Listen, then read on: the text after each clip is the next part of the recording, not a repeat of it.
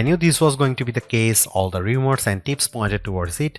Samsung's Galaxy S26 series is about as iterative as Galaxy phones can be, even after what could arguably be seen as a couple of other iterative generations. Is that a bad thing? Well, no, it's not exactly exciting for die-hard tech fans, but what Samsung has with its trio of flagship phones is a somewhat perfected recipe for new phones that will likely appeal to people looking to upgrade from an S24 or S23 or maybe older.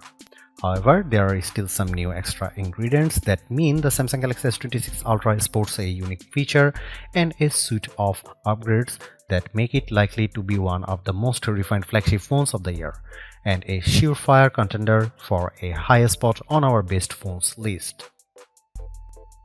At first glance, you will probably struggle to see much of a difference between the Galaxy S26 Ultra and the Galaxy S25 Ultra. The design is pretty much the same as before, but Samsung has made the edge a little rounder, which makes the slab-like phone sit a bit more comfortably in my hand. It is also a little slimmer than the S25 Ultra, which is appreciated but not exactly noticeable, and that comes as a result of the phone being around half a millimeter taller and wider.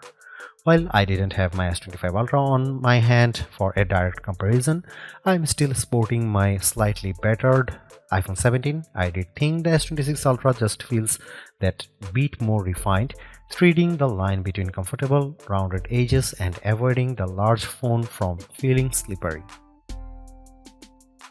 Samsung makes good phones, and with the Galaxy S series it makes great phones. I don't think that has changed with the Galaxy S26 Ultra or its stablemates. It might be the most iterative generation of Galaxy S phones I can think of, but with the Galaxy S26 Ultra, Samsung has taken its best phone and made it just that little bit better. More time and in-depth testing will see if my first impressions are on the money, but in many ways it's hard for Samsung to fail at this point. Better AI integration, camera performance tweaks, more power, and that new privacy display make the Galaxy S26 Ultra a true contender for phone of the year. I don't think you need to get a pre-order in if you have a Galaxy S25 Ultra or indeed a OnePlus 15 or Pixel 10 Pro, but if you are at the end of a carrier contract and I have a Galaxy S24 Ultra or are looking to upgrade from a Galaxy S23 Ultra, then the Galaxy S26 Ultra is shaping up to be a phone well worth your consideration.